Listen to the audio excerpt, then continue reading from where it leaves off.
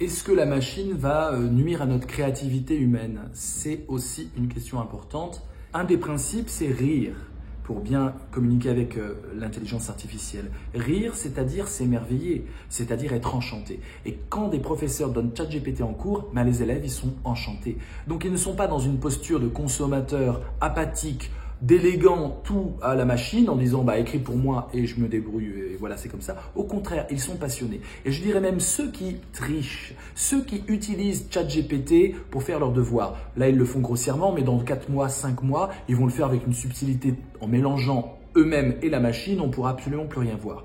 Même eux, ils sont dans une extase, ils sont dans un plaisir. Ils ne sont pas dans un je m'en fiche, je fais autre chose. Ça les passionne. Comme si l'intelligence artificielle était l'affaire de la jeunesse. Ils savent que le futur passe par là et ils y mettent leur cœur, quel que soit leur niveau scolaire. Et donc, il ne faut pas avoir ce fantasme d'être humain devant Hanouna et la bêtification programmée et puis d'une machine qui va combler les tâches les plus élevées. Pas du tout. La machine, quand elle est intelligente, nous rend intelligents forcément. On découvre des univers. Moi-même, dans mon travail philosophique, grâce à ChatGPT, je peux découvrir des philosophes japonais que je connaissais pas et aller voir. Et il les connaît et il traduit leurs pensées et je peux vérifier bien sûr après. Face à la machine, nous devons être encore plus créatifs. La machine ne doit pas nous délester de ce qui fait notre humanité profonde, l'imaginaire, l'utopie, la créativité, la poésie, au sens très fort du terme, au sens très productif du terme. Au contraire, nous devons avoir une créativité libérée grâce à la machine. Et ça se fait très simplement en utilisant cette machine et en étant dans l'interaction humaine. C'est très important. ChatGPT, ce n'est pas un être humain avec une machine, ce sont des êtres humains avec une machine. Et c'est là où ça devient intéressant. L'intelligence connective, c'est aussi être passionné par la possibilité que la technologie renforce nos liens, nous rend créatifs et nous donne des idées que l'on va discuter. ChatGPT dans une classe, c'est une classe qui discute, qui est dans les propositions, dans les hypothèses et qui va imaginer et qui va créer. Donc cette nécessité d'être créatif, il y a une informaticienne que j'aime beaucoup, Mirella Lapata, qui l'a décrite et qui a montré comment la créativité va évoluer, notamment avec les intelligences artificielles capables de dessiner. Une machine qui va prendre en charge la poésie humaine pour nous en délester, ça n'existe pas. L'être humain n'est pas fait comme ça. Quand une technologie arrive, elle s'additionne avec les autres technologies et nous gardons ce qui fait notre humanité toujours. Jamais la machine va pouvoir remplacer notre humanité. La machine va pouvoir l'imiter, la singer, mais notre humanité, notre complexe émotionnel, notre idée que créer des liens humains, c'est l'essentiel de la vie, voilà, ça va avoir lieu. Ce que la machine va faire en revanche, la machine avec des entrepreneurs plus ou moins bienveillants, c'est que la machine va essayer de nous tromper, enfin plutôt les êtres humains vont utiliser la machine pour nous tromper. La machine est un lieu de pouvoir et ça commence déjà en Asie par exemple, comme dans le film de Spike Jonze, Her, il y a déjà des êtres humains qui tombent un peu amoureux de leur petit ami virtuel. Et donc ils sont trompés par des êtres humains avec l'appât du gain et le cynisme absolu, qui utilisent la machine pour tromper d'autres êtres humains. Ça, c'est réel.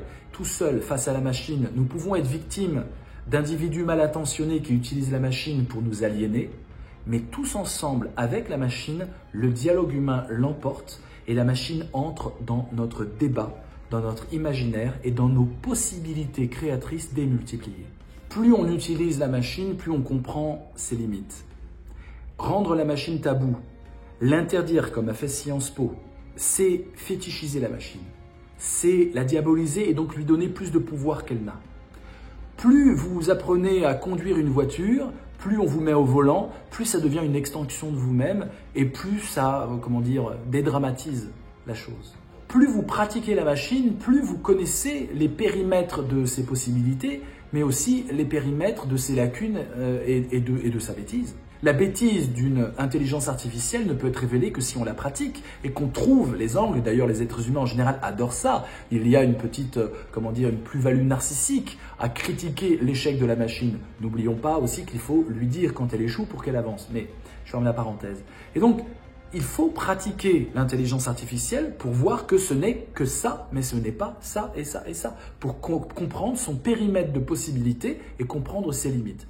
Après, ce qui est assez fascinant, et ça McCarthy et d'autres informaticiens en parlent, c'est que la machine apprend et qu'elle augmente son périmètre. Et c'est pour ça qu'il y a quelque chose de vivant Un peu comme, l'image, c'est le golem de Prague, ou c'est les créatures à Frankenstein, c'est-à-dire une créature qui va prendre le pouvoir sur son créateur. Effectivement, parce qu'il y a quelque chose qui s'étend. Plus on utilise l'intelligence artificielle, plus elle devient intelligente.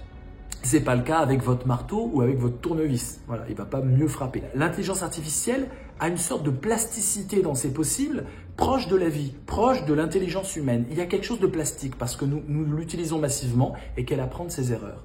On doit comprendre les limites de la machine en l'utilisant et je préfère mettre des jeunes de 20 ans sur le marché du travail qui savent exactement ce que c'est ChatGPT et l'intelligence artificielle plutôt que des ignorants qui auraient grandi dans une sorte de yeshiva coupée du monde et qui découvrent le monde profane, la vie de tout le monde, dans une sorte de démocratie qui sera forcément diabolisée. Notre démocratie future doit faire avec l'intelligence artificielle. Faire avec, ça ne veut pas dire s'y soumettre, ça ne veut pas dire la diviniser, ça veut juste dire collaborer, coopérer et comprendre que pour une coopération efficace, il faut que les êtres humains deviennent de plus en plus complices parce qu'en face, la complexité augmentera tout le temps.